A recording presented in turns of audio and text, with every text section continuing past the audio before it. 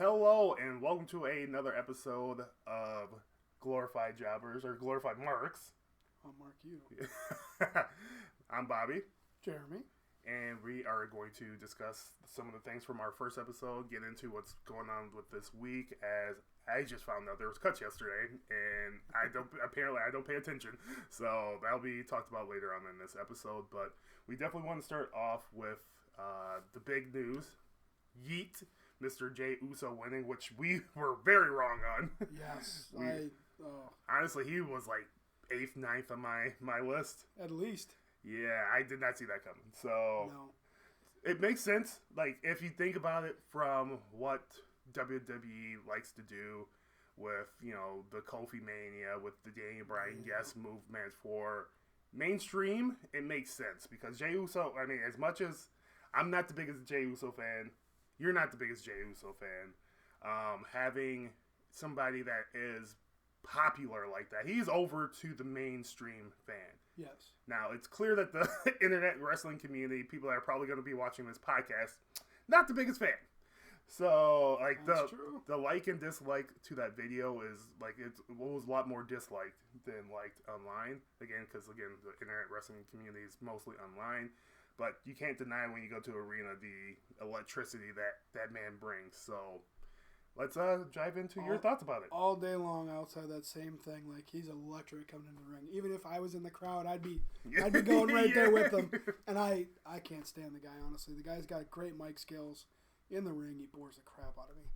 But I always like to reference that Drew McIntyre match from the second Raw on Netflix. Just silence during the whole match. The crowd was dead. Yeah. I don't see any more than a Kofi Mania out of Jey. Even if he does get a title, who cares? Yeah. What? I can't believe. Who cares? I can't believe that he's gonna even win a defense. Oh wow! Here. I'm sure he will. Yeah. They'll have him win a defense, but it's not believable. Yeah. Unless the guy gets hurt or there's a DQ or the guy sucks. Tag team wrestling needs help right now, and he can do that. On Raw, they need help. On SmackDown, it is on fire. I think SmackDown in general is garbage. But yeah, so I don't have a whole lot of nice things to say about Jey. It doesn't. And the people who think this Yeet thing is cool, I don't know what to say about them either. So I will be the first to admit I hated Yeet. I get it from the culture aspect of it. I hated it. But again, it's those one-word catchphrases get over, especially with WWE audiences. It's what? Just, what? Yes. No. Yeah, what? they're all there. Yeah. Yeah, it's literally I don't know if our attention spans are just that bad that WWE knows how to exploit the stupid people. Yeah. One word. Let's just keep it simple. So yeah, I think that's a huge part of it. So he's got catchy ring music, and again, the way he carries himself to the ring makes him look like a star. Him going through the fans and all that stuff. It's just, it doesn't help that Pat McAfee's got the announce team just having fun with it. Everybody's having fun with it. So it was kind of cool watching him come out on Raw or on SmackDown last night, and the announce team didn't really care. Yeah. Versus Raw when he comes out and McAfee's like, yeah! So, it's definitely a lot cooler when you have a hype man. Yeah. So, last night I was really oh, so this is, other people do understand that he sucks. And then I'm just so sick of it. He had it was 25 minutes on Raw before he even spoke on Monday. Oh, we gotta talk about that. What? So, the divisive thing about Raw this week was, how did you feel about Jey Uso's promo? And there's no middle ground, honestly. You either thought it was really good because he really showed his emotion and how much he cares about the position that he's in, because honestly, he should be grateful for the position that he's in. Right, he should know they handed him a gift. Yeah, they handed him a gift, and honestly, he's still not the most talented Uso. I will die on that grave. I think Big Jim, even though that's a dumb name too, is a way more talented performer, and honestly, he probably has more charisma, overall, because he had more charisma when they were in I think Big Usos. Jim is getting fat and sucks. So I mean, he's getting fat. He's getting fat, but I'm allowed to say that. But he is getting fat. But he's still a better wrestler. Like, his gimmick, obviously, the Big Jim thing is hilarious. Yeah. I actually make it a joke in my household where, like, whenever he comes out, because the name sucks. Big Jim. Like, I'm not calling him. I think it's like his own fat joke. It might be. It could be. But I changed my voice for the family. I'm like, Big Jim!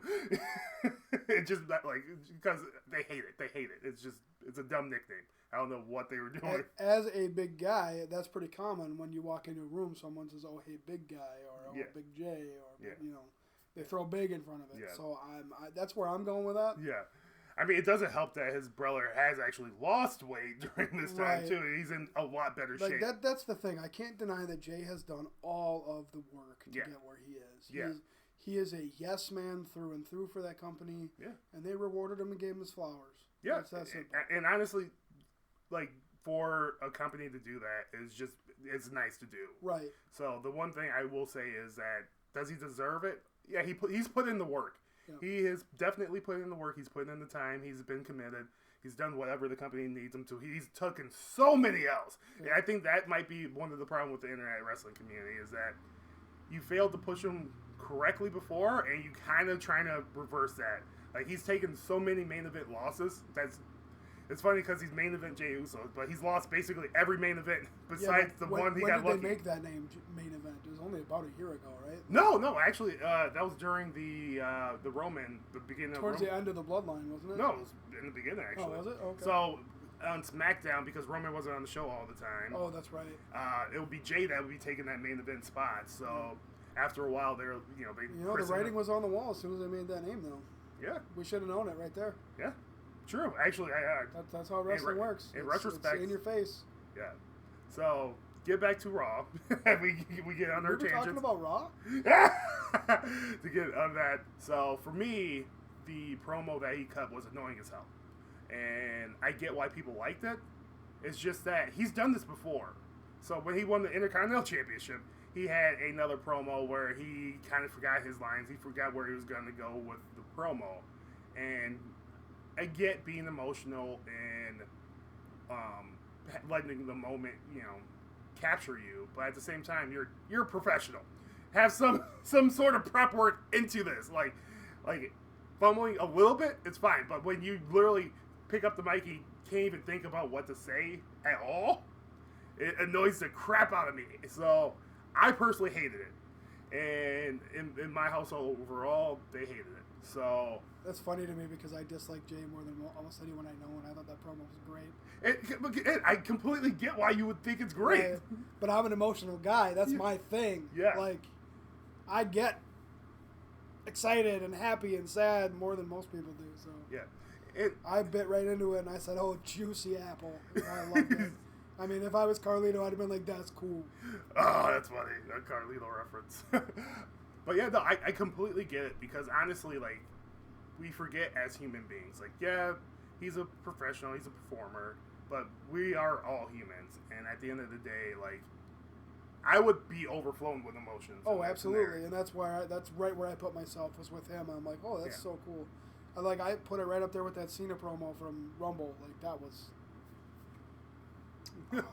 So I completely get it. So I personally hated it. But at the same time, I completely understand why people would like it, because it was raw. It was very much just, you could tell who he is as a person through that. Like, he is truly grateful for everything he's getting right now, and honestly, yeah, I would be too. I mean, he is in the history books for winning the Royal Rumble, being a former tag team guy. Like, because a lot of other tag team guys, like, people forget Bret Hart started off in the tag team, but he was always going to be a solo guy. Yeah. But Jey Uso was not guaranteed to be a solo guy at all. Like, it was actually the contrary. Like, I thought for sure he'd be a tag team for life. Yeah, you don't see a lot of them make it. No, especially for brothers. Like, it's really hard. Like, whenever, if the Creeds ever break up, because I know that WWE is a fan of Julius over the other one's name. I didn't know they had names. Jeez. Kidding, I did. Yeah, you forget the names. Yeah, but they're a fan of Julius because one, he's tall and he's very athletic. His brother is, shorter, stocky, but shorter and not as quite as talented. So I should have called him Rhino Pup. Yeah, he looks good. He's like a mini Rhino. But yeah, so I think that's with Jey, it wasn't guaranteed at all, and it's hard to once you're labeled a tag team, it's hard to get out of it. So I completely see where that might have been just overflowing with emotions and stuff like that. So leading into Jey, I guess the first thing is where do we think Jey's gonna go? And to me, it's obvious. You're gonna say Gunther, and I'm not. I think it's obviously Gunther. I think it's obviously not. Yeah, I could be wrong. I say obviously not because Jey sucks. Ah! Jey cannot carry a Mania, so he needs the likes of Cody. He needs Cody, and you know what? He needs, maybe a tribal chief in a triple threat match. Oh, is that your prediction? Maybe a tribal chief and a Seth Rollins or a CM Punk calling in his favor. Whoa. Because Jey, I can't imagine people would want to watch Jey and Cody as their main event of WrestleMania, or Jey and Gunther. Like it just, and the guy winning the Rumble gets the main event. Like, I know it might be night one, but you get a main event spot. See, that's where I disagree with you. They don't get a main event spot, and I hate that they continue to say this every year. I mean, there's two main events on Bill's shows now because there's a men but and women's. they still don't do that. Like, so what they try to do is call like either the match before the main event one, while the other one's the main event two. That does not exist. There's one main event per night. I mean, I agree. It's the last match. I agree wholeheartedly. And if you look at the history of the Royal Rumble, and even when they've said one they of made the two events, Royal Rumble winners still is usually the big. Usually, but not always. Last year that was not the case. Well, last year was. Oh no, last year was. The year before was not. It was also the case because of Cody Rhodes. Oh, so yeah, Cody you're Rhodes, right. Yeah, you're but right. Cody Rhodes is a big star. But the year before that, I'm pretty sure it was not. I don't remember who won it. So sounds like it was probably a Seth year. No, I think Seth was 20. Was it 2019? Oh, was that Damien Priest? No. Oh no, he won the money. Who? Yeah, who? Yeah, whatever. We'll figure that out. We'll come back to that. We'll figure it out. But either way, so going back to my prediction here, Jey can't carry a match.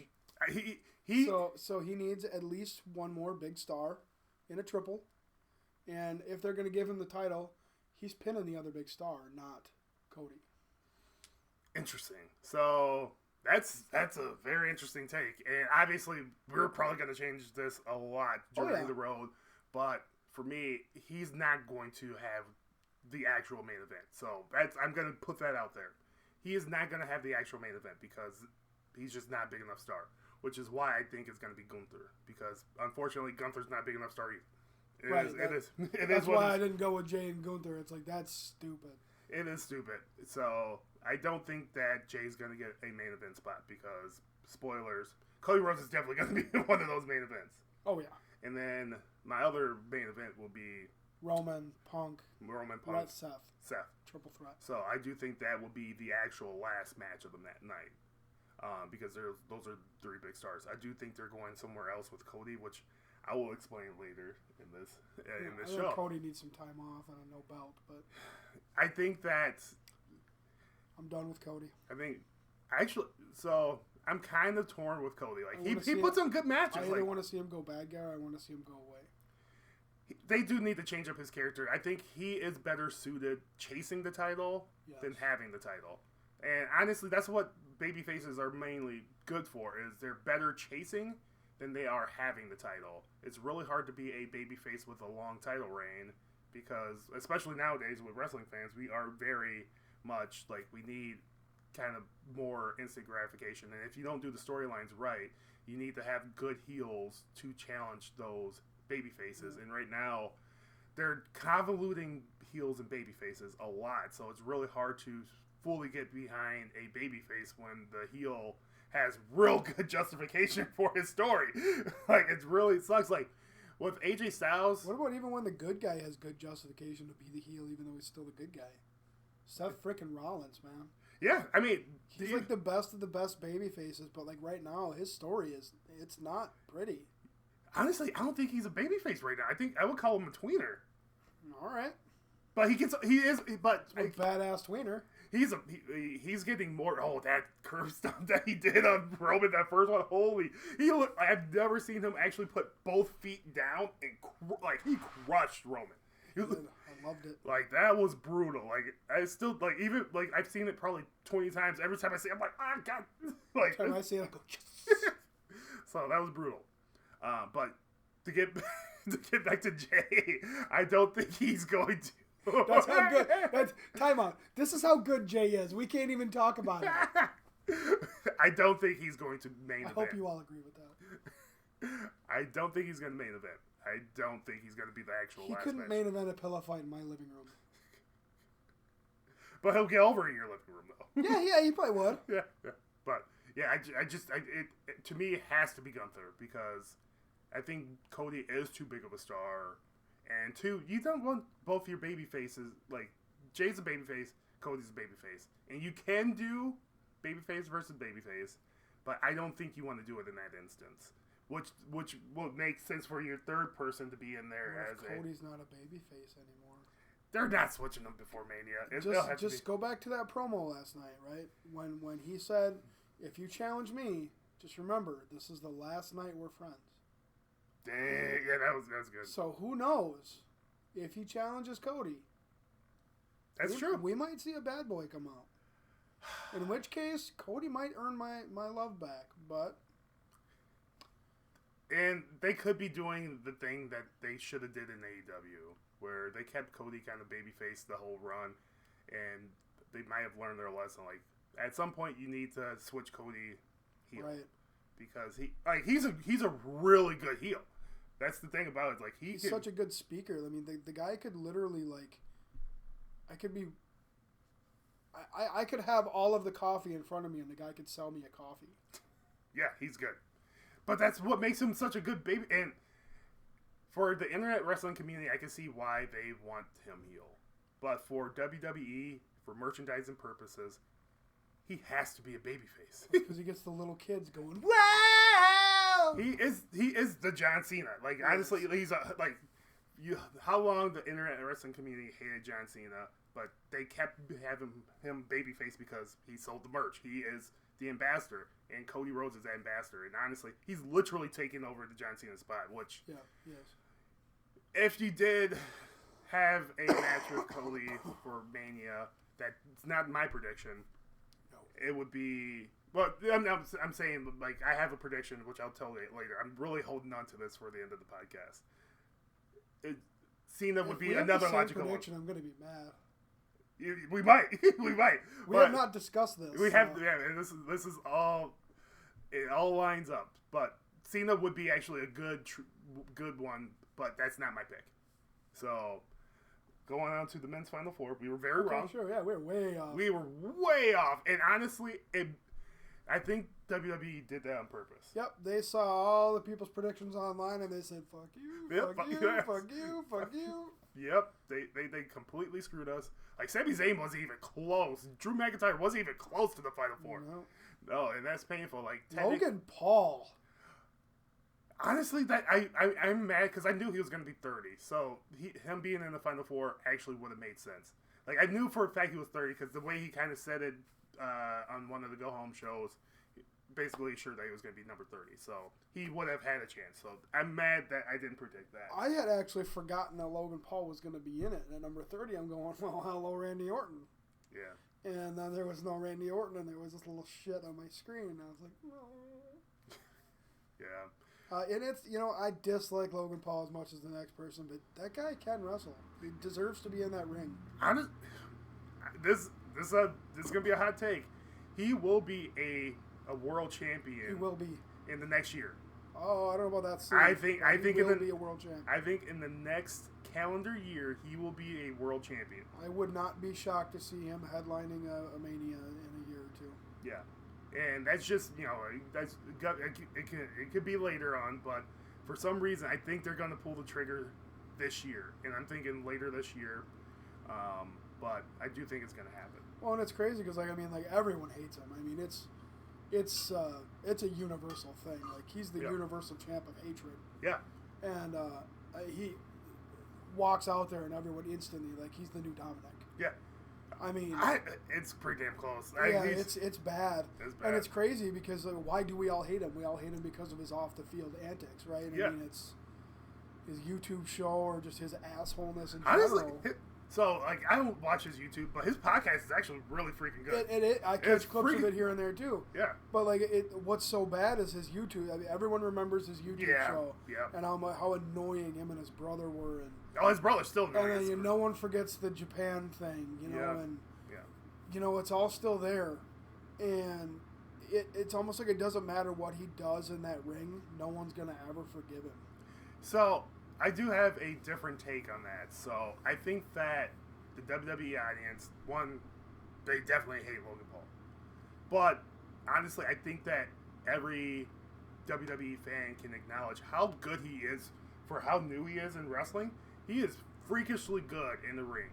So, he's found the balance of where he can somehow, like, and this doesn't happen often, where heels can do babyface moves, get cheered, but they still hate the hell out of the character. Right. Like, he has found that balance where he can perform just the way he wants to perform, and he's still going to get the boos. He's actually, the ring psychology he has to get more jeers during a match by doing like an Eddie Guerrero or doing something to mock the opponent is just on another level. Like, he must study wrestling. He was a fan before he got in. There's no doubt. There's no doubt. And I can respect that. Yeah. Like, man, what I would give to get him in a ring. You know, that'd be fun. That'd just be cool, right? Yeah. I'd like to go take a bump. I probably wouldn't get up, but I'd take it. Yeah, it's crazy. Yeah, he's good. He's good. He's over. And it's going to take him having one real good feud with a bona fide heel for the fans to love him. He's had some really good feuds. Like, he's wrestled so many good people already. Well, he headlined with Roman at Saudi Arabia, right? He's done Roman. He's done Seth. He's done. Has he done Cody? Well, he had a U.S. title already. He had the U.S. title. Yeah. But he lost that to L.A. Knight. L.A. Knight, yeah. And that was when L.A. Knight was the hottest he was. Honestly, they waited too long for L.A. Knight. I hate L.A. Knight. I hate him. I hate you too. But that's okay. L.A. Knight is today's Stone Cold, and I can't hate him. See, and that's why I hate him. Is bad. He's just a recycled, worse version of the Attitude Era. Because he's like a mixture between Stone Cold and The Rock. What?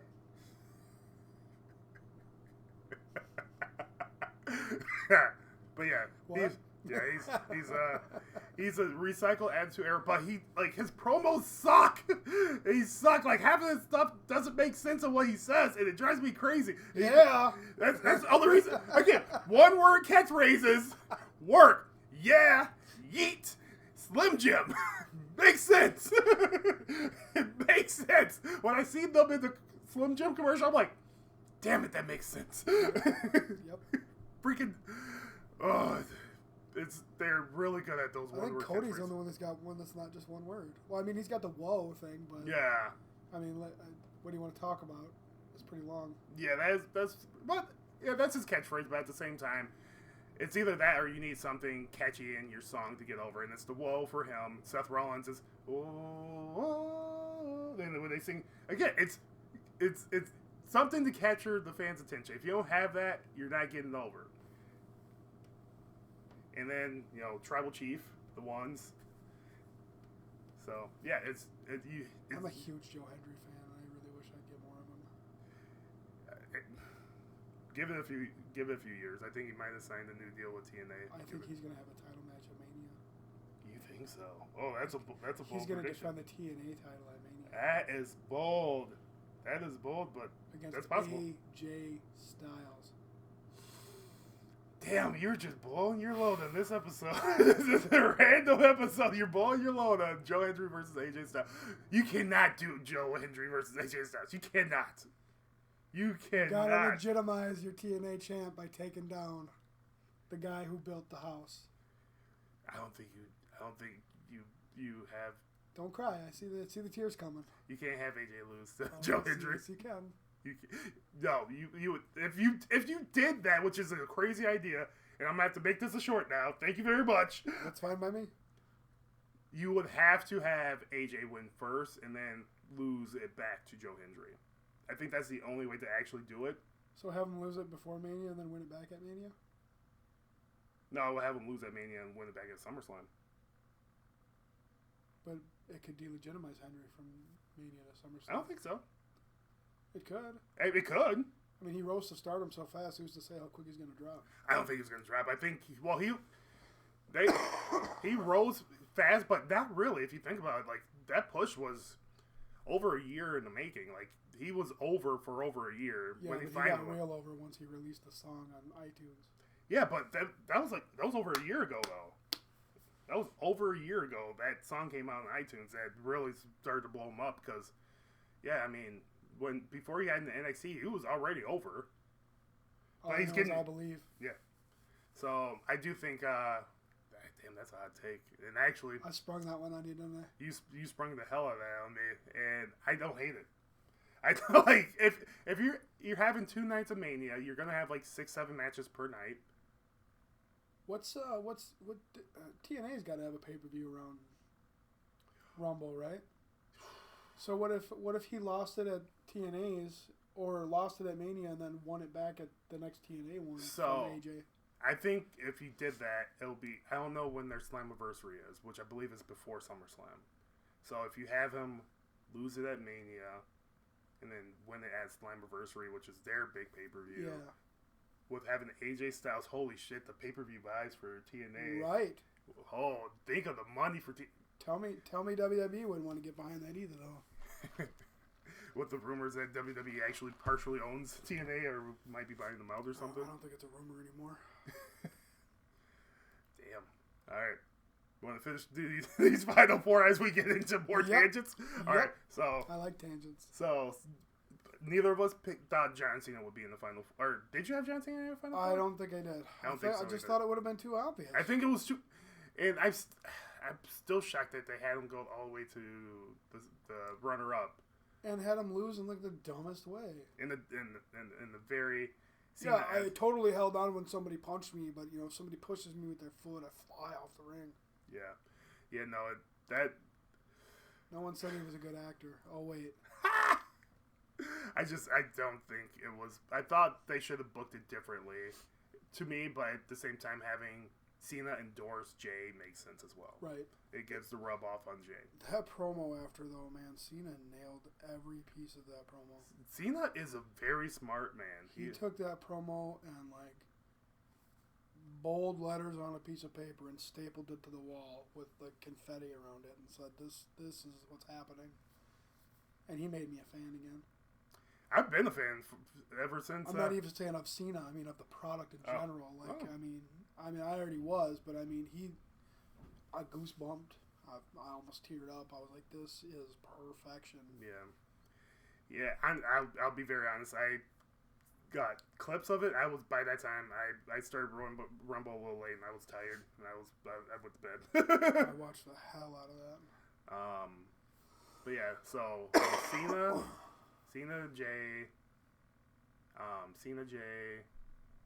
Logan, and then technically the fourth one was CM Punk. Yeah, I think it was Punk, but Punk and Roman went out at like the same time. Yeah, Punk, Roman, Seth basically all went out at the same time. Did you see that little setup on the floor too? The Roman yelled at Punk. He's like, "What are you doing throwing me out? We just partnered up last pay-per-view," and then Seth comes and stomps him, just beats him. So like that set up the triple threat right there to me, because that set up the Roman CM beef, and then Seth came in with, he has beef already. So yeah, I mean, this is going to be a beef Wellington up in here.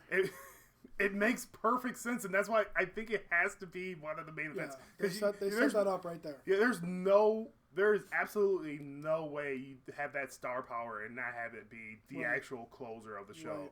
Like, those are 3 of your 4 biggest baby faces. No offense, Jey was still number 5. Like, those are 3 of your biggest names in wrestling in general. I guess Roman's technically not a baby face, but he is. He's getting cheered now. I don't know how to say no or yes to that. Yeah, exactly. He's honestly, CM Punk is a baby face. That's all I got to say. CM Punk is a baby face for sure. CM Punk is an old bitch. And I'm not the biggest CM Punk fan, but he's a babyface. Seth and Roman are more tweeners than babyfaces, but they both get cheered. So that'd be very interesting because again, they're doing more depth with their characters, and so I do think that to me that's one of the nights, and I would probably say night 1 because I would assume that you want Cody in night 2. Yeah. So that's just assumption. All right, so that's the men's. We'll go back to Mania stuff in a little bit. Let's transition into the women's Royal Rumble, which we're 30 minutes in, just finally talking about the women's Rumble. We're doing good. Yeah. And we'll put 2 episodes out of this. Maybe. I think, honestly, the easiest one, we both predicted Charlotte Flair winning. Yeah, honestly, that was the easiest one. We barely even knew she was going to be back, but it was like, well, yeah. Hello. Yeah. And honestly, that's the biggest disappointment for me for the whole entire WWE. I will agree there is no star that compares to her, but that's honestly, I think that's. If I was a woman in the locker room, that was a slap in the face. I think that's debatable. I do think that, well, one, Rhea Ripley for sure, but she's the champ. She won't be in the Rumble match. Honestly, like, Bianca Belair is a huge star. And if you actually treated her right, which I guess she's carrying the tag division, she's actually made that more relevant now than it's ever been. But Bianca Belair is a legit star. And she's a legit main eventer of WrestleMania. Is. So, like, it's she's still not Charlotte. Just because she's a black woman doesn't mean you gotta say she is. No, it's not a black or white thing. I think talent wise, like, if you push somebody, of course they're gonna be a star, and they of course push Charlotte Flair from the beginning. They're saving Bianca for Jade. I think so. And again, I knew that Bianca wasn't gonna win, so that's not my point. My point is, they could have done the Final Four better because Nia Jax was for sure not gonna win that damn match. That was the one that, like, she's just not gonna fire her again. No, don't fire Nia. Nia's good. Nia's good. No, she's not. She is that heel that you need to get over to. She's the one you should fire again instead of Sonya Deville. We were talking about that later. But I honestly, I love Nia Jax. I think that she is the perfect heel on your way to getting to the top. Like, you need to have her close to the upper mid card, and you can move her to the main event when you need somebody credible to beat to get to that next spot. She's only credible because she's fat. She's gotten a lot better in the ring. She still sucks. I disagree. I strongly disagree. I think Nia Jax is actually pretty damn talented in the ring now. One, she's a lot safer. She's 100% safe. She's actually probably too safe, where some of her stuff looks a little bit bad because she's trying to be more protective now. The only thing I'm ever going to remember her for is, oh, my hole!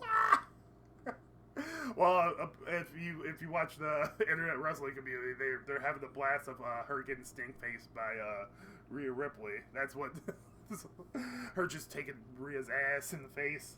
I'd take that ass in my face too.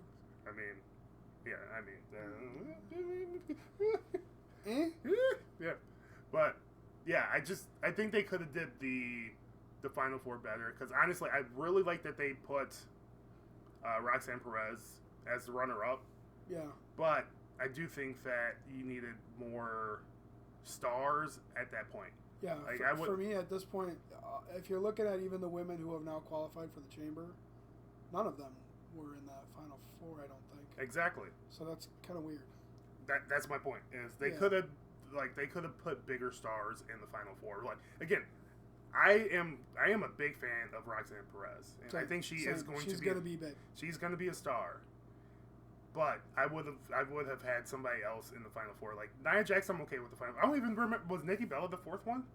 She was number 30, so. I would assume she get her ass. She shouldn't have been 30. Get her ass out of there. You know what, though? Like, big kudos to NXT. Like, I was watching, when I was watching, my thoughts that came into my mind at one point is there was, I want to say at one point there was like 13 women in the ring. Yeah. And my wife doesn't keep up with NXT all that well, so she was like, well, who's this girl and who's this girl? And I'm like, well, they're NXT stars. Yeah. And then she's like, well, what does NXT do in the Rumble? I said, well, I mean, NXT people eventually move up. And I was pointing in the ring. I'm like, she was NXT. And at one point I went, God, I think 11 of these 13 women were all NXT. Like, WWE's doing a good job with their women in particular. Well, 100%. Men aren't quite as successful. No, but they're nailing it in the women's market. Yeah, honestly, yeah, for the especially in the last like 4 or 5 years, the men's division in NXT has been god awful. Like honestly, the only person like the last good one they really called up was probably Ricochet. They didn't do anything with him either. I wouldn't even say he was a good one. That's what, I'm saying. I would say honestly they've done a better job with Carmella than they did Ricochet. But I'm biased. I am with Carmella. Ricochet had a title twice. Yeah. 2 different titles twice. But that was in like 7, 8. You know, you gotta realize Ricochet was on that roster for like 5, 6, 7 years. He really was. So like honestly, it's been a very long time since they've had like male stars from it. I mean, Braun Breaker. It's gonna be something. It's gonna be something. If they start using them. Which I think. Hey, we're gonna put a title on you, and then we're gonna make you disappear. That's what they did with both mid-card titles, because I forgot that Shinsuke was a champion until before we were talking about the show. That's right. Yeah, so... I forgot about him again since we talked about him. So, I just wish they would have did better for the Women's Rumble. Like, I think that they had more stars they could have back-ended. But at the same time, I understand they wanted to push the future, which, you know, Roxanne Perez is going to be a star. Stephanie Vacour will be a star. I'm surprised how much she was in there already because she's relatively new. She's still she signed in like September. Yeah, she signed pretty late. Yeah, but she's seasoned. She is very seasoned, and you could tell she's definitely talented. Right. I could have gone without Lash in there. Yeah, there was some hatred for Lash Legend being in there. I didn't hate him. I mean, it is what it is. But I would have preferred somebody else. I think. So my and I'm just gonna briefly touch on Lash Legend. Like I get they're trying to set her up to possibly be the next Bianca Belair. She doesn't have the same charisma as Bianca Belair. No. I think that. I don't want to be mean to the girl, but she doesn't have the look either. I don't think. That's where a lot of people have the problem with her as well. I'm not trying to, you know. Yeah, I'm not. But I mean, and it might be some people's cup of tea, but I do think that the majority of people will think that she doesn't have quite the look. But then again, to me, and again, I'm trying to be very respectful. Charlotte Flair's ugly to me. Charlotte Flair looks like a 75-year-old man with tits. Yeah, and my joke was that Andrade got out at the right time because she even looks worse now. She looks terrible. Right. So I'm like, I don't blame Andrade for bouncing out. Yeah. I would like to know what happened there, but everybody was a short marriage. Yeah, I think just a year. I don't even know if it was that long. Yeah, because I mean they were dating for a while. From my understanding, they broke up back in October. We just found out about it.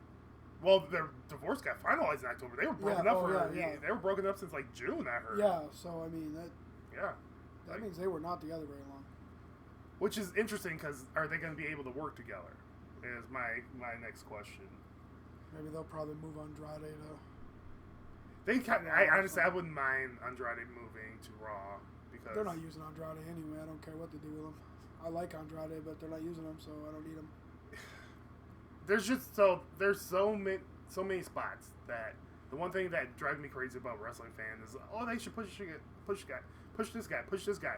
I get it, but there's only so many spots you can push. Yep. And with a roster so talented, like this is a very talented roster. Whose spot are you gonna give up? So I like Andrade. Where do you think he goes?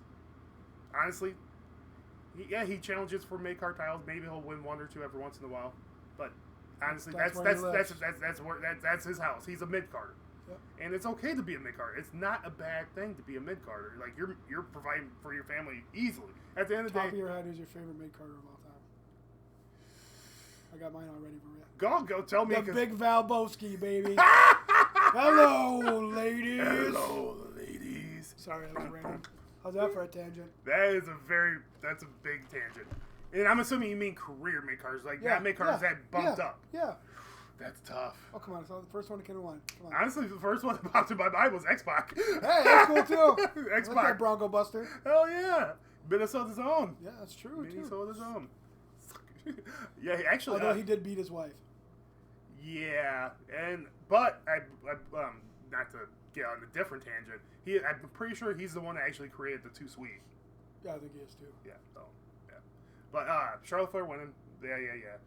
Who do you think she's going to challenge? I really could go either way. I want Tiffy. I think the comparison between her and Tiffy makes so much sense. However, round 3 with Mommy also makes sense. Here's the thing, though. I have to think at some point they're going to do a champion versus champion show, and Charlotte and Rhea can face off again that way. That is true. I don't. What they do, like. They do that at Saudi, don't they? Isn't that when they do that? Oh yeah, the Crown Jewel. Jewel. Yeah, because they're gonna do that again probably. I'm assuming. Yeah, but they just did it, and Liv won that one. Yeah. Yeah. So that'll be a while away. So Charlotte doesn't even need to win it at Mania, and her. She's gonna win the title. She's gonna. Let's be honest. I'm just saying she doesn't need to, and it won't hurt her stardom. No, it won't. But it really would legitimize Tiffy though if you let her beat Charlotte. So holy shit, what would that do for her career? I don't think Tiffany's ready. So watching them yesterday, 2 things were evident. Tiffany Stratton's not ready for this spot. I agree. She's not like I'm a big fan of Tiffany Stratton. Again, it's not because she's from Minnesota and that's where we're from. She has the look. She has the in-ring ability when they actually let her wrestle. I don't think her mic skills are there yet. Right. Oh, exactly. No, and that is something that they really need to work with her on. So, but also I think a part of it is because her Tiffy character, I think, was a little bit more fleshed out when she started. But I think they've gotten it convoluted to the point where I don't think she knows her character right now. I can agree with that. I mean, if you don't know your character, you're not going to be able to speak on your character. So I just think that's a struggle right now. Yeah. What's the woman's name who plays Stifler's mom? Oh, God. Do you already know where I'm going with this? I do know. Tell me Tiffy doesn't look like her, but, hotter. I mean, drastically hotter, yeah. But yeah. Facially, I mean. Yeah, I can see a similar face. I can see that. Just picture her going. Just picture her. I'm done. I did not think that. Moving on. Alexa Bliss came back at the Rumble. Alexa Bliss. Now, you did predict that. Oh, I predicted the hell out of that. You predicted it. You were hella right. With a pop to the moon and back. And I will couldn't even hear her music. It was so loud. I think WWE did that right. They were fucking smart as shit. You know what they did wrong is they threw her out at 26. Yeah. She should have been in that Final Four. She should have been in the Final Four. But along with Liv, along with Bianca. I do think that she should have been in the Final Four. I 100% agree with that. I do think it was partially to protect her because I'm sure she's still rusty and all that stuff from. Oh, I would have to assume she's a little rusty. So I think it was to protect her and also kind of get her attention out of there because obviously a lot of people are going to be focused on her if she was in the ring and they wanted to focus on the NXT stars. Which makes sense again. I wouldn't have booked it that way, but it makes sense. But she definitely got the biggest pop, and I think a huge part of it is because, honestly, I was one of the people that fell for it. I fell for the WWE sprinkles news out there, fake news to throw us off during this time. And I'm starting to learn, but again, it's not perfect science. They sprinkled that news like, oh yeah, she did sign a new deal, or her contract sprinkled a bit. I was so happy about that. I'm so bad. When her music hit, when that dunna hit, like I'm jumping up off my couch, I'm fucking running circles in my apartment. My wife's trying to put the baby down. She's like, "You fucking woke him up again." And I was like, "I don't care. Alexa's back." Yeah. And then they threw her out at 5 minutes, and I was like, "Yeah," because she was in there for legit 5 minutes. I don't know the timing of it. I was so bummed by that. And then I really thought they were setting something up there because they had Liv do it, and they had a connection. And then they moved her to SmackDown. I don't think you can do hang on, I'm not done yet. So then they moved her to SmackDown, right? And then SmackDown happens last night. Shouldn't say a damn word. We didn't hear Alexa make even a word. We watched her go in and look rusty, and then beat the shit out of the Poison Pixie, with a couple of little flashes on the screen by what I'm assuming is going to be the Wyatt Six. Yeah. I want more and more of Alexa not talking. I like the mysteriousness. I'm enjoying that. However, I do think Alexa's one of the best on the mic. So not having her talk is a disservice. It is a disservice. But back to the Liv Morgan thing, we have now humanized every one of Bray Wyatt's dolls. Yes. Where am I going? I don't know. Who has a doll? She does. Ding, ding, ding. So, what I was gonna say is Liv Morgan, Alexa Bliss. The one thing I find it funny about that is honestly, like, yeah, they could probably work in the ring well together. I think what I find funny is the reason why Liv Morgan actually changed her hair and like had the pink or the blue tongue or whatever, was because she and Alexa Bliss look way too much alike, so she had to stand out differently.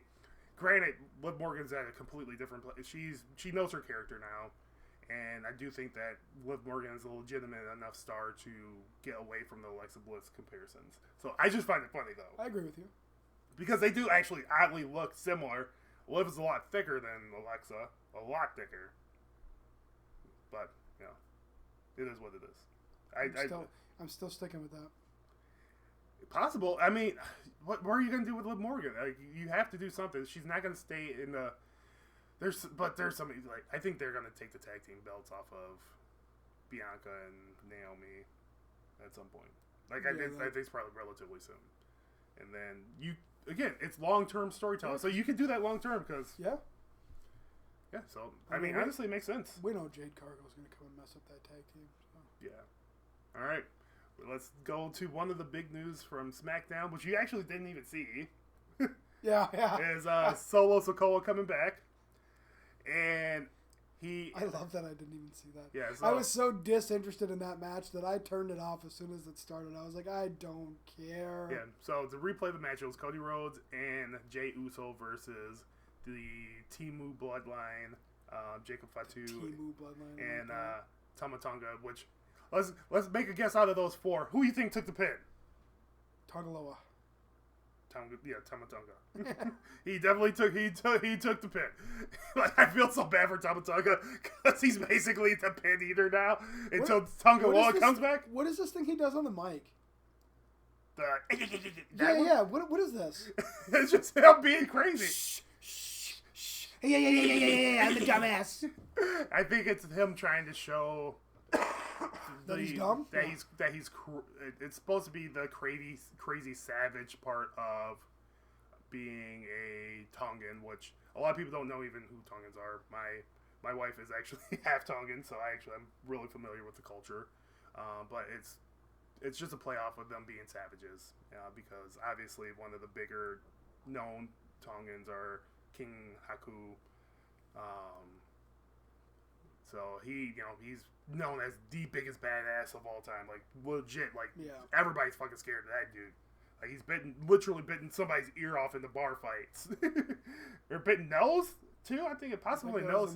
Yeah. I believe, he's definitely done the ear, but I believe a nose, too. Like, how do you bite a nose off? That's insane. You just choose to bite the nose. Yeah. Even Andre the Giant, big-ass Andre the Giant would not pick a fight with this dude. Yep. So, being that he's actually he's the son, he's technically stepson of Haku, I think it's supposed to be the craziness of the savagery of Polynesians. So, I didn't even know he was that closely related to Haku, to be honest. Yeah, he's a stepson. Tongaloa is the biological son, I believe, actually. Okay. And then, they have a third That's brother. funny because Tongaloa is the reserved, quiet one in the suit. Yeah, exactly. Mr. Botch himself. Couldn't even stay healthy. He botched his own freaking cage and got injured. I don't even know how he got injured in that match either. I gotta look back at that match and figure out how the hell he got injured. Anyways, Solo came back. He spikes Cody Rhodes. At the end of the match when Cody Rhodes was celebrating, in the ring by himself, even though it was a tag team match, which that doesn't make sense in its own, but nope. Ended up getting spiked by Cody Rhodes, and I didn't see it live, so I watched it when I got back. I rewinded it and watched it when I got back home, and I was pissed. Because, one, we've seen Cody versus Solo 3, 4, 5 times already. 12 times, yeah. Way too much. I've already seen it. Don't want to see it again. But let me get to why I think it makes sense. Here we go. So, Solo should be kind of falling back, obviously, because he has to, in theory, he has to acknowledge Roman as a tribal chief. We acknowledge our tribal chief in this house.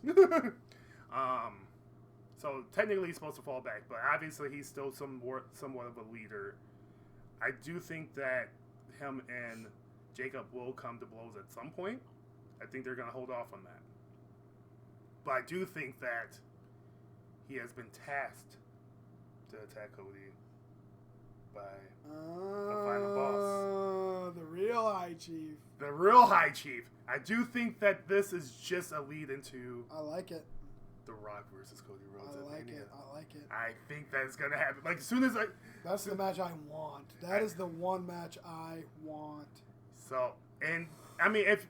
the one thing about it, too, that is interesting is if The Rock wants to be babyface, which might be true, might not be true, you can turn to Cody heel. You better at some point. Or you can just do the same thing that honestly made Cody over last year on the road and just have The Rock be the vicious heel, and that brings back the dynamic of Cody being the babyface. That bloody belt thing was... Mama Rhodes! Oh my god, that was so good, though. It was so good! So, again, either way, it actually... The Rock would save Cody Rhodes' character right now. Either way. Like, because turn him heel... Why does everyone need to be saved by The Rock? What is WWE going to do when The Rock is no more? I mean, let's be honest. When The Rock came back last year or whatever that was, like every time they bring The Rock back, they're in some kind of lull, and they have to bring The Rock back to open up the heavens again. So obviously they're trying to make every Mania bigger, and it is hard to do. Like, do I think The Rock was actually needed last year?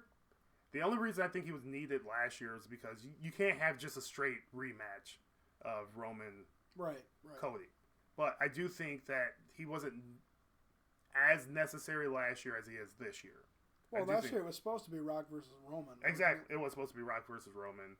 It was supposed to be Cody versus Roman, and then it was supposed to be Rock versus Roman, and then obviously it ended up being what it is.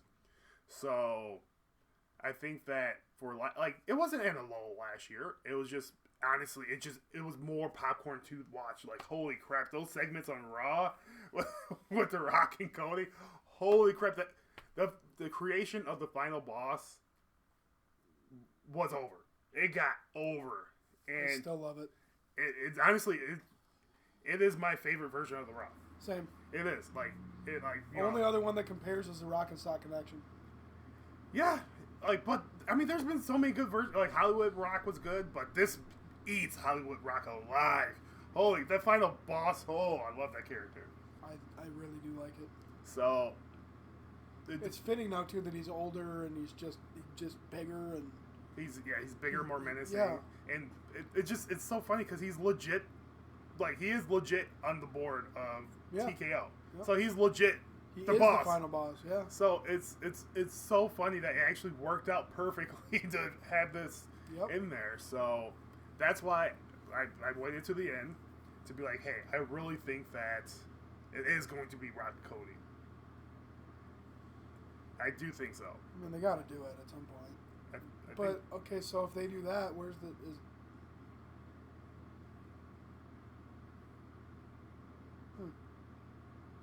Again, these are predictions. So if it goes this way, I do think it'll be Gunther Jey.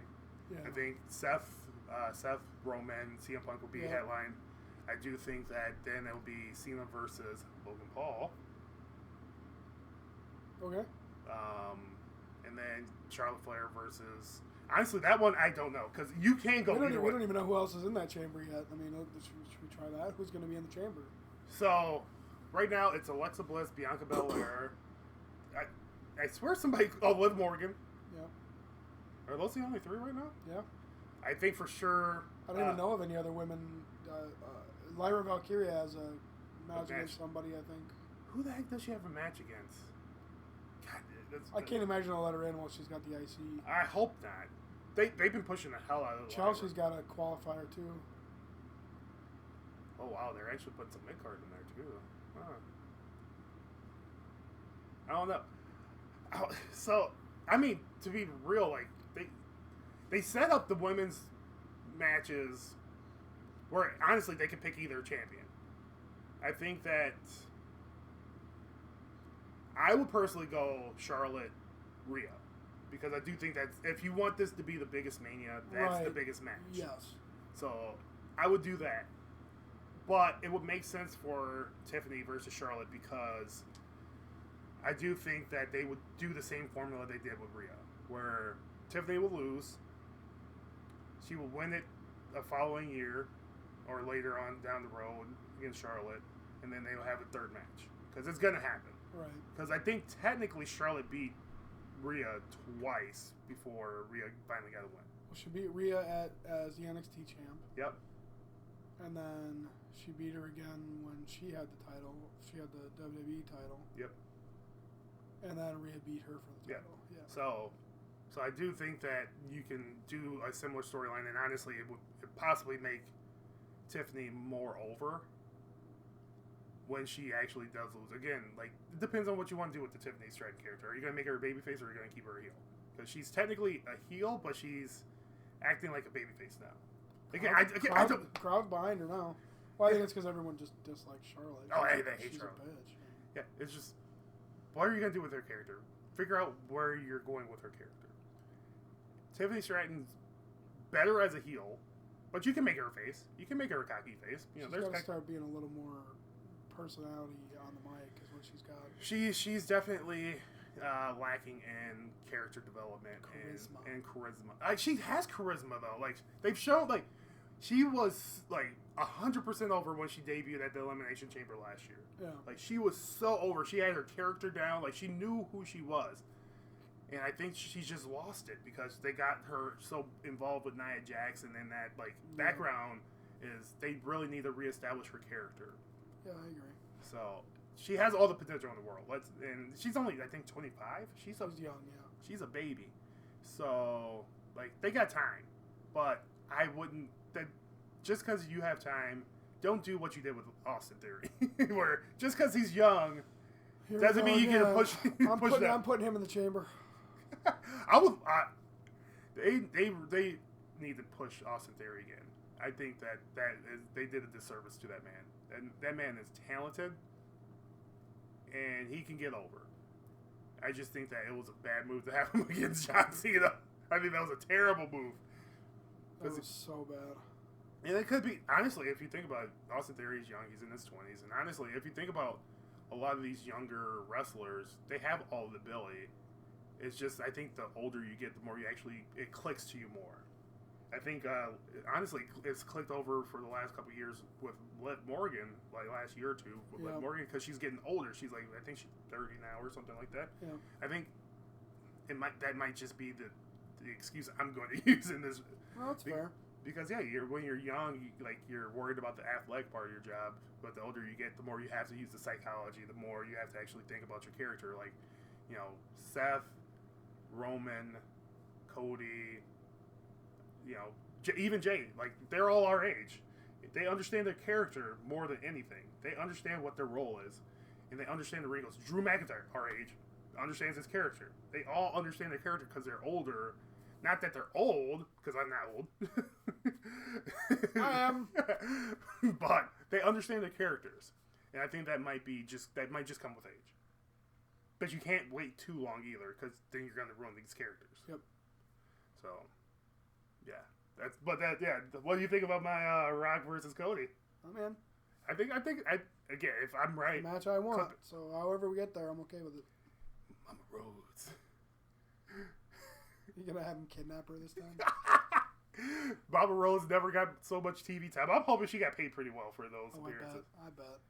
does I have a freaking belt, Mama Rhodes? Like That's that. hilarious. That's hilarious. All right, so last thing we want to talk about are the WWE cuts, which I didn't even know until right before this. So according to Did DeVille get cut, or was she a contract? So I'm gonna try to look through this. So Cedric Alexander, which that doesn't surprise me one bit. I think his was a contract ending, and they just didn't renew Yeah, it. yeah. He's gonna go join the Hurt Business on AEW. Yeah, and honestly, as much as Hurt Syndicate. Sorry. Hurt Syndicate. Business Syndicate. Business to dick. But yeah, as much as like I actually AEW's original programming. Yeah, totally. But I honestly they are Temu WWE. They are. It's so bad. It is. But again, I don't hate the wrestlers that go over there and make your money. It's a business at the end of the day. If MJF ever makes it to a WWE ring, you're looking at a bona fide star. 100%. You're looking at The Rock Part 2. I don't know if I'd go that far. But he'd be a star. He'd be a mark star. it. Mark it down. Mark it down. All right, so Cedric Alexander, he got released. It's not a prediction. It's a spoiler. That's a spoiler. He will come to WWE at some point, even though he's got a dumbass AEW tattoo on his ankle or If he something wants like money, that. he will. I don't care how much they're actually paying him cash. It's the long run money I'm talking about. Yeah, because you're gonna be a bigger name. Do you want to be in movies? Yeah. So Authors of Pain, as well as Paul Ellering, got cut. So that basically means the Final Testament is done, because the only people that are left are Karrion Kross and his wife. I don't even know. And The Miz. He's not part of the Final Testament. But I don't even know what's his wife's name. Scarlett. Scarlett. It is Scarlett. So yeah, so they're gone. Which Paul Ellering just got back. They're just firing that man over and over again. They love firing Paul Ellering. It doesn't matter. It doesn't matter. Sonya Deville is a shocker because she is part of the Pure Fusion Collective, which honestly they need to break that group up. It's terrible. The Punk Rainbow. Yeah, I'm not going to say what I say. I'm a group of hardcore badass lesbians. The Punk Rainbow is what they should have called it. Well, what's funny is that the youngest one, I'm trying to remember her name, Zoe Stark. Zoe Stark, yeah. She is not. She's not lesbian. She is. Oh, well, that could have fooled me. Yeah, actually, that's sorry. I know that's insensitive. Yeah. But yeah. Sonya Deville being cut is actually because she was the manager. She was the mouthpiece of that group. So that she was the best overall wrestler of the group. I disagree hardcore on that one. You would. She is by far the worst wrestler out of those three. Are you kidding me? By far. Are you kidding me? Baszler is garbage. She has been garbage since the beginning of garbage started stinking. Yes. No, she was great. Zoe Stark has a cool finisher. Okay, other than that, she got that Z360s. She's got an amazing dropkick. Cool. I think I have an amazing dropkick.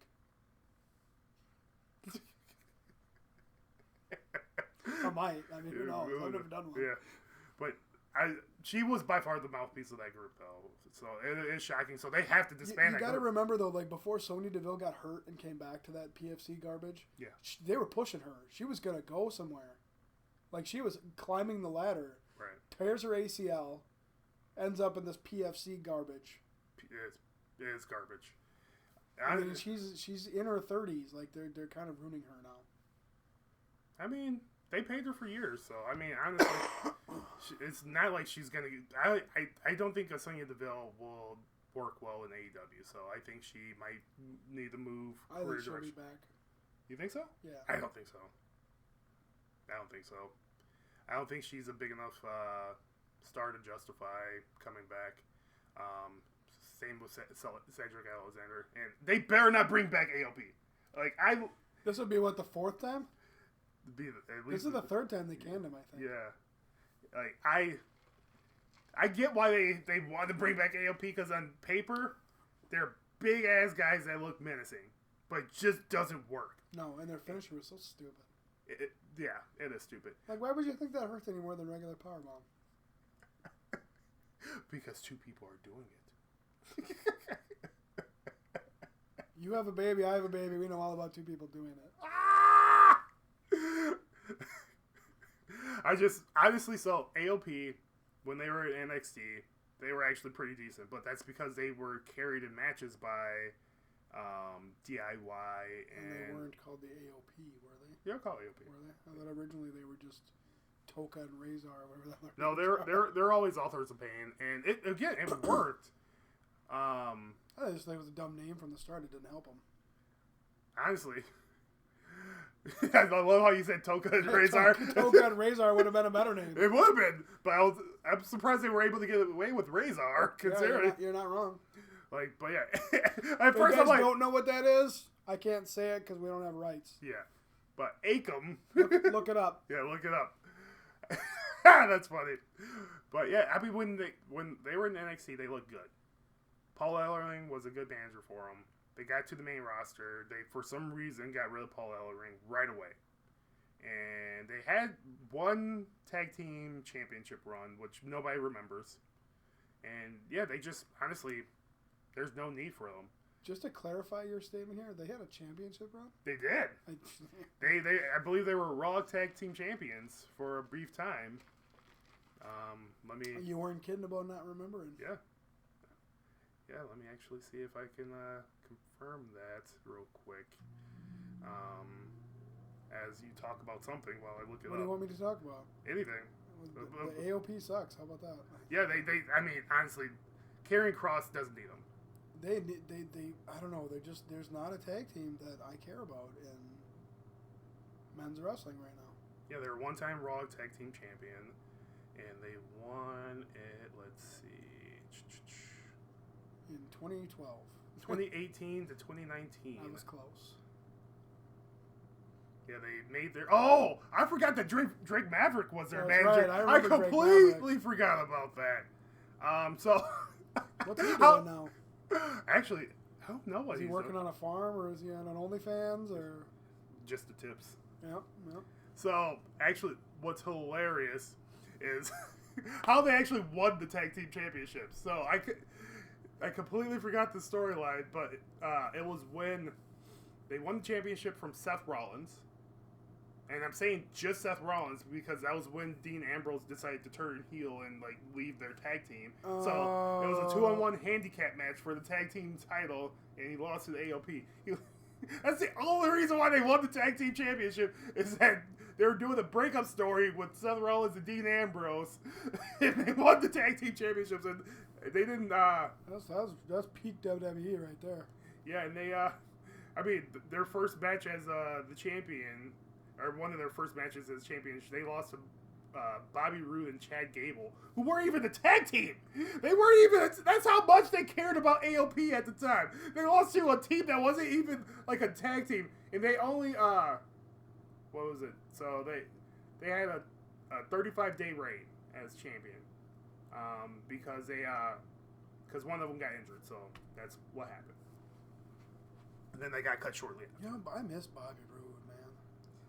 He was glorious. He was. Who was his tag team partner? I'm totally blanking on that. Which one? So he had his last run was with Dolph Ziggler. Yeah, that's the one I was thinking. I liked that team. I did actually like that team. They worked like they're veterans that put on a pretty decent show. Are we allowed to call him that, or is he Nick Nemeth now? See. Okay. See. Yeah. All that matters is we believe. Yeah. We do believe in Joe Hendry. And I do like that prediction. If he actually... it would be the biggest thing for TNA to have their champion at WrestleMania. Right. Honestly, WWE doesn't have a reason to do it. They have 2 nights. I mean, I don't know why they can't squeeze them in. Right? Yeah. I mean, sure, there's a lot of stories going on, but let's legitimize Joe Hendry. And they clearly know that he's over enough to bring eyes to the promotion. So honestly, I do not hate Joe Hendry versus AJ Styles, especially like what are you gonna do with AJ Styles? Like he's not a main eventer at this point in his career.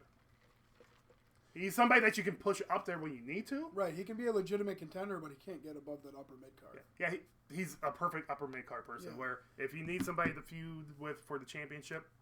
push him up the card. So I have another thing with the Joe Hendry thing too. Did you ever? Have you ever listened to any Joe Hendry interviews or anything recently? Last couple of months. Yes and no. So the day he won the title, someone asked him who he thought was going to be the first one to come at him. Did you hear what his answer was? John Cena. Yes. Yes. Could that be John Cena's 17? No. Because I don't even think they would count that as a world championship. Like they've already legitimized TNA, so they have to they have to say that's a champion. But they acknowledge it. But if you look if who's former it's AJ Styles when they say that he's a 4-time world champion, they don't include the TNA. But for the women, they do. They always say, "Oh, former TNA knockout champion." Yeah, but they separate that from the main roster. Yeah, that's true. I think it's still viewed as a step below. So, it absolutely is. So no, I don't think that would. I completely get why he's saying it. If I was Joe Hendry, I'm gonna say the biggest name possible. Yeah, that's John Cena. I want him. John Cena ain't going no damn team. Even though John Cena's actually teased it too. I know. So it would be a fun match. I mean, that could be a Mania match. Honestly, the fact that there's still 2 months to Mania and the fact that TNA exists and we're talking about it with WWE is a huge deal. It's a huge deal, and there's so much more. So obviously, for one of the big things that came out from the fallout from Royal Rumble was Kevin Owens attacking Sami Zayn. So I'm assuming that's the match at Mania. We haven't even talked about that. Yeah, we didn't because honestly we didn't talk about it in the pre-show. I think that's going to be their Mania match, which. I would prefer it to be for some gold, but it is what it is. At this point, they're both not quite there yet. As long as Sammy comes out as El Generico, I'm okay with it. He should fight. Didn't you say he should fight Penta? That would be awesome. Or that would have been another good one for Sammy to fight Chad Gable. That's another. Okay, the Gable thing. Yes. What is he going to come back as a new character? Like, is he gonna come back as El Lucha Supreme, or I'm gonna go away for a couple of weeks so I can learn the art of lucha. Like what? What is happening? This is like a Vince McMahon storyline all over again. But I love it. Honestly, so. And the way they set that Mania up with him and Penta and Ray right away, I was like, oh my god. Because honestly, so Chad Gable with his size makes perfect sense to be in the ring with those guys. Is he too old to learn how to lucha?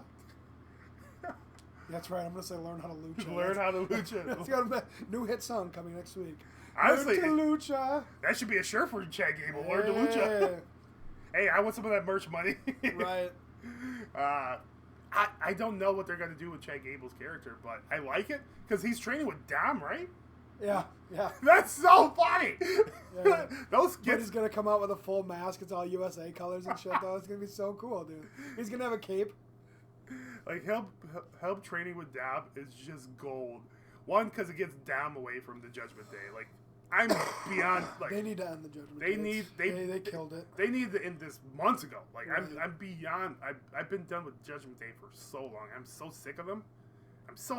It was good for what it was. It got Rhea and Damian over, and then let's move on. Yeah, let's move on. Let's give Carlito another push now. Oh, I'm not on that. Dude, that'd be so cool. I love Carlito, but no. They need him backstage like Farouk was for years. We just ran. Yeah, exactly. Damn. Yeah, but you need to just have him pop up a random place and go. That was cool. Yeah, I'm cool with that. I don't want to see Carlito in the ring ever again. I never need to see him in the ring. He's not that bad. No, he's not. It's just that I don't need to see it. I have no desire to see him. But him backstage, I'm okay with. Honestly, him doing R-Truth type comedy stuff, I'm 100%. I almost feel like he belongs. Yeah. When he came back, it was like he had never left. Yeah. Even though he was gone for 20 years. He was gone for at least. Well, I don't think it was 20. I don't think it was 20, but I mean it was at least 10. It was a long time. At least 10. That was at the Puerto Rico show, right? Yeah. When he came back, and that was a pop. Puerto Rican crowd was insane. The Bad Bunny pop. Oh man. Right. I want to see Bad Bunny back, actually. We're rambling on about random stuff now, but I want to see Bad Bunny back. Whatever. I want to see Bad Bunny back. I honestly, Say I'm that 5 surprised. times fast. Yeah, I cannot. I barely speak English well. So, like, I know they want to make this the biggest WrestleMania yet. So I'm curious on where they're going to go with this. But I do think some of those matches that I laid out make sense. But if they were wrong, I wouldn't be shocked either because it's so unpredictable this year. I have no idea what's going on. Mania usually has a celebrity involvement too. So I mean, But do you consider Logan Paul as a celebrity? what city is Mania in? Vegas. Vegas. Oh, there's plenty of stars in Vegas. Yeah. Like that, for sure, I can guarantee you, Floyd Mayweather will be in the crowd at least. Right. He will be in the crowd. Tom Brady will be there. Yep. Oh, I just threw up a little. But yeah, it's going to be star-studded, and there's so many ways to go about it because they really haven't set up anything for Mania yet. Like they teased it. Aside from pointing at the sign and saying that's Mania, we got nothing. Yeah. And I still, if I were WWE, and again, people are gonna hate me for this, I would have Gunther drop the title before. I don't think he's a big enough star. I think. Holy shit! I would have him drop the title. Honestly, if it was me, my idea before we even did the show and before all this was that I would have Seth beat Gunther for the title. And it has that title be Seth, Cena, or not Seth, Roman, and CM Punk. Nice. Yeah, to me, that would be good. That would let Punk give Punk his Mania moment right there. That would be perfect for me. To me, it made too much sense. But I get that they don't want to bury Gunther. I get it. They don't want to bury Gunther, but he's just not a big enough star. He is just not. I don't know what happened with Gunther, but yeah, as the IC fighting champion, he was something special. He was special. And it's like that's all he's got though is this in-ring ability. Is outside of the ring, it's just not. His promos are actually pretty good too. His promos are fine, but like it just doesn't make you want to watch him. And it's the same every time. His promos exactly the same every time. Yeah, he talks a lot of shit and like he semi backs it up, and that's why like I do think they were trying to do something different with the character when Damian Priest kept on getting the upper hand, and honestly, Damian Priest looked like he was on a slightly higher level than Gunther. Is that I think they're trying to do more character building with Gunther, like him doubting himself and all that stuff. I think that was a way to show a different side of Gunther because honestly, Gunther's character is stale. It's the same thing over and over again, and he's great in the ring. He's great promo, but you have to have something else to connect with the fans. And he doesn't have that something else to connect with the fans. And I know they want him to be the Brock Lesnar type big heel to move the next babyface over, which is why I think Jey Uso will be picking Gunther because they want Gunther to be that big heel to be the transition to the new babyface. I just don't think it's going to work. Yeah. I don't think it's working. I think they need to pivot off of it. But it's too late now. They've made their bed. Because I would 100% had Seth. I purposely wanted Seth to beat Gunther, and then have CM Punk or Roman win the Rumble. I would have picked Roman to win the Rumble, and then have CM Punk use his favor to get in that match. One, because it elevates that title more. You just rewrote the whole story. Yeah, but it would have elevated that title even more. It really would have. The World Heavyweight is solidified the secondary title. Yeah. And if you wanted to make it balanced, that would have been the way to do it. But they didn't. They're going to suffer for it. Like, even if Jey Uso wins that title, it's the secondary title. That almost proves that it's the secondary exactly. title. Yeah. We'll give you a chance with a title, just not the real title. It's crazy, though, that it's the secondary title on the premiere show. Yes. Yeah. That's the weird part. Yeah. That is by far, like, WWE's baby. Like, that is the show. Yeah. And it's not close. Yeah. Yeah, I mean, we've been rambling on for an hour and 20 minutes. We could still talk about the tag team divisions, which Raw sucks. I like SmackDown tag team division. That'll be another episode, though. There is no good tag team in WWE. I think you're wrong. Honestly, I love... I'll take that back. The Street Profits are the only good male team in the WWE. So I guess we're going to talk about this real quick before we end this episode. So, I like DIY. I'm not a fan of Motor City Machine Guns. I do think that Los Garzas has potential. I think is pretty deadly. I think they're hilarious and they have potential. They're a gimmick. They're definitely a gimmick. I do think that having the Street Profits come back at the Rumble, and I'm a Street Profits fan. I'm not going to deny that, but them turning even more heel, I loved it. I loved it, like, because DIY already turned heel, so I'm like, oh, you're not going to turn Street Profits now. But like, Street Profits somehow turned even more heel against a heel group. That's awesome. Yep. That is so awesome. The viciousness that they showed, the anger that they showed, I love it. And it has to, in my opinion, it has to lead to a multi-team match at Mania. It has to. Yeah. It has to. That's the only thing that can ever work for a tag team on Mania. And I think you have to give Street Profits the title at Mania. I think you have to make them lose. At Mania? Yeah, because we want Montez Ford to be a singles champ. I do want Montez Ford to be, and that could be the catalyst. I said that just assuming you'd back me up. And you know what? All of them will too. Yeah, Montez Ford deserves the strap. I'm going to say that already.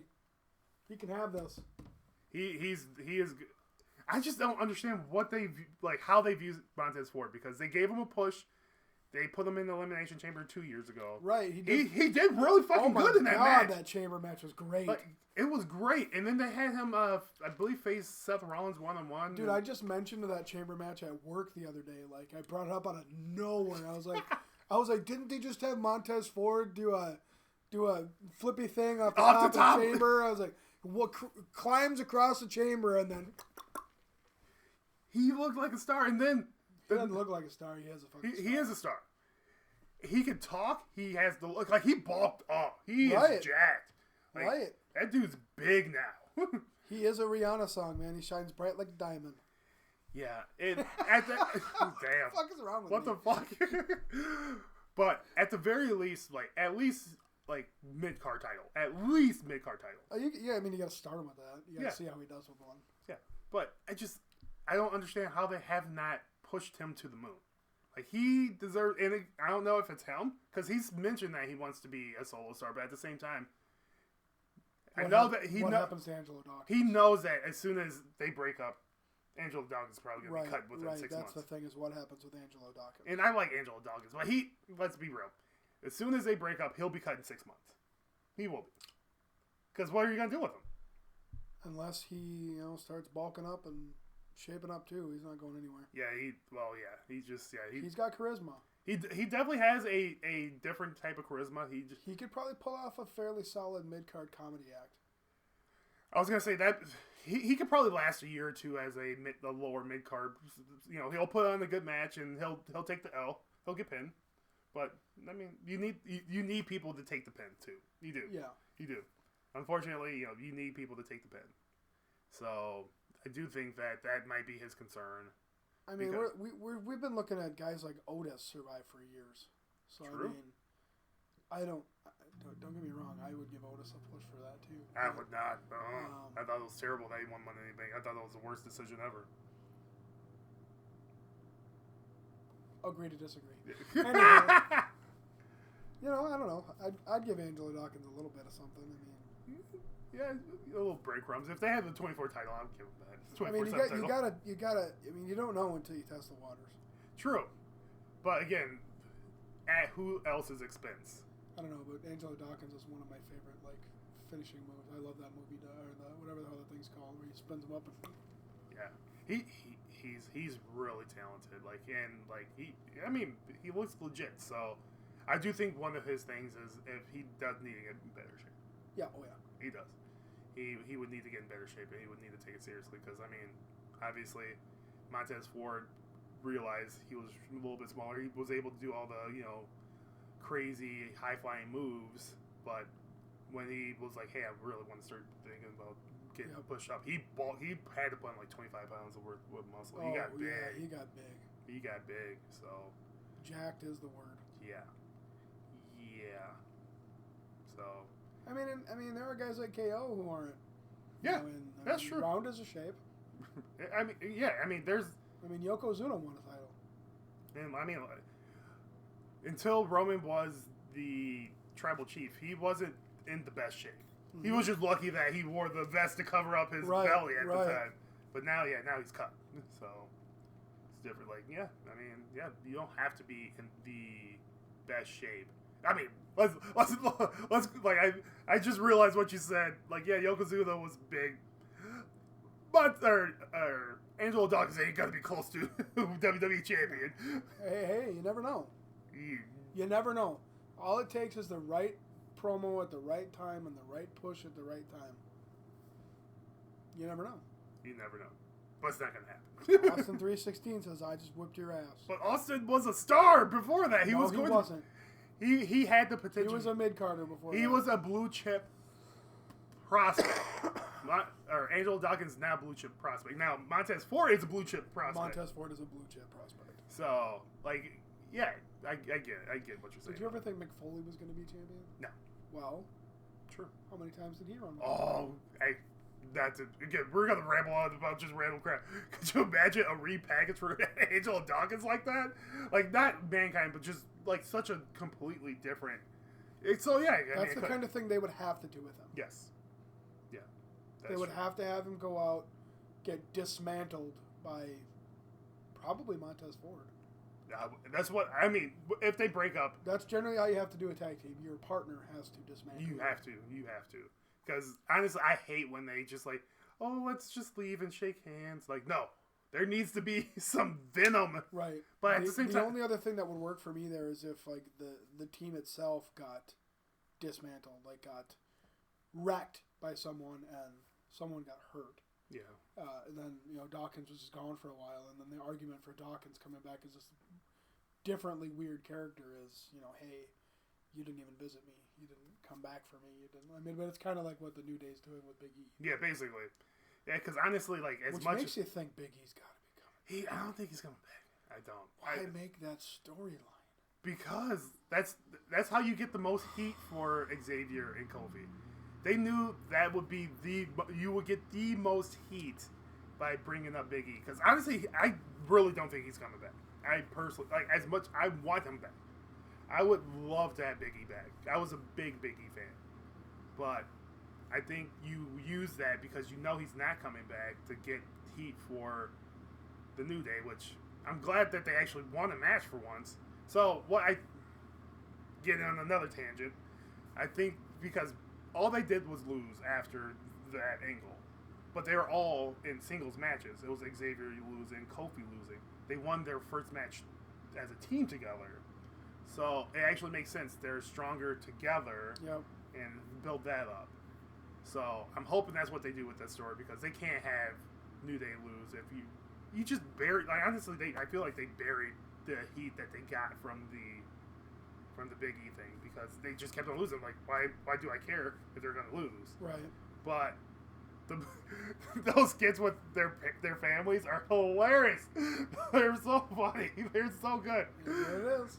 So yeah, I do think there's potential with the tag team division. Like Austin Theory and Grayson Waller going to Raw, New Day being on Raw. I do think there's potential. I do think they need to get the belts off of the War Raiders sooner than later. I think they're better chasers. I think they're better chasers, and two, I don't trust their injury. Like, they're both one bad bump away from being fucking paralyzed. Right. They're both. Not just one. Both of them. Like, there's been 3 wrestlers that have had that kind of injury.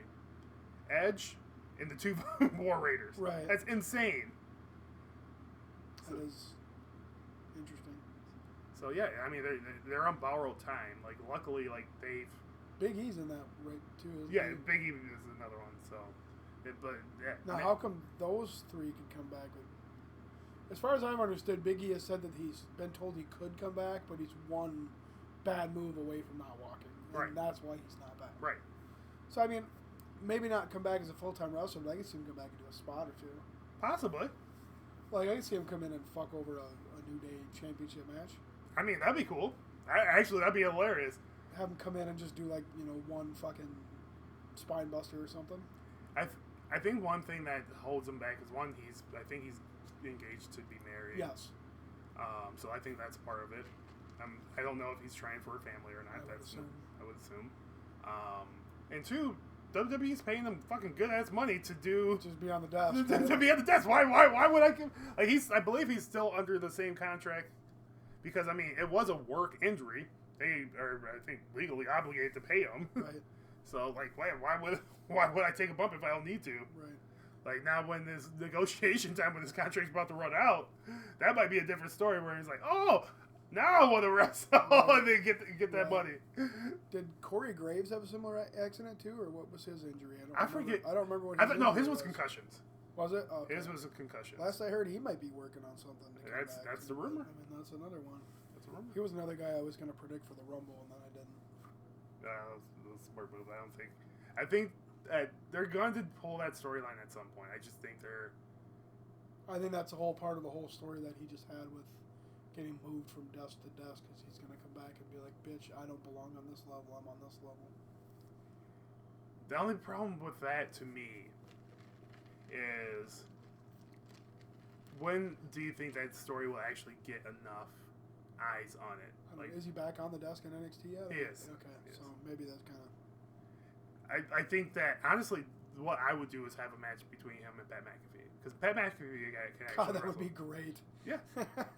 I mean, Pat McAfee... I think you'd have to have Graves dismantle him, to be honest, because McAfee's not like a real wrestler. No, he could do a couple good spot moves. Right. I forget who he wrestled at. He wrestled at Mania. Was it Shane McMahon? It might have been Shane. That was not the greatest match, but his match in NXT against Adam Cole was amazing. Yeah. But again, Adam Cole knows how to wrestle. Maybe. So... He fucked up. Yeah, I bet you he regrets that. I mean, not only did, I'm sure he's getting paid in AEW, but he got some freakish injuries there. He's not pushed. And, he was in one of the best tag teams ever, and then they decided to ruin it. Yep. And then he got cheated on and dumped. He didn't get cheated on. Do not talk about Britt Baker like that. Hey. She has openly said that it's all bullshit and do not talk that about me. And I trust her. She is a dentist. She is a doctor. I trust her. I don't know. It's just an odd coincidence that... and she will be a WWE star. Maybe. Honestly, here's my thing. With her in AEW, she's the big fish in the little pond. Yeah. But if she comes to WWE, she's going to be a middle fish in the big pond. Yeah, she won't make it as a star. But she will be fun. Honestly, she'd be a perfect person for the mid-card title. She will be a Chelsea Green. Yes. And the only reason I joke around about that, about the Britt Baker allegedly cheating, is because it was very odd that Conan was the first person to report that they broke up. And he was right. They did break up. And then he reported like a couple weeks later because she cheated on him. But she didn't. Alleged. Again, these are all alleged. I don't know nothing. I don't know nothing about them. I don't know how. My bigger question is, how the hell did Conan know? Like, how the hell did he know that Conan knows things. Well, he's in the industry. Yeah, he knows a lot of people. Conan knows things. It feels strong when I do that. I can see why they do this now. This feels good. It feels good. Halfway up feels just as good. Halfway up's about what I do. I mean, that's also what she said. I think we should call it a day on that one. Yeah, that's a call it a day. All right, thank you for watching. Hopefully you subscribe, make sure you spread it around. And until next time. And hopefully we don't drive you too nuts. Yeah.